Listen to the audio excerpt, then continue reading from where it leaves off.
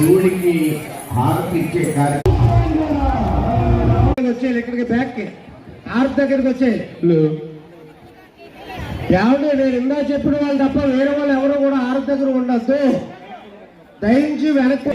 అప్పుడే కాదు, ఆగండి ఆగండి ఆగండి.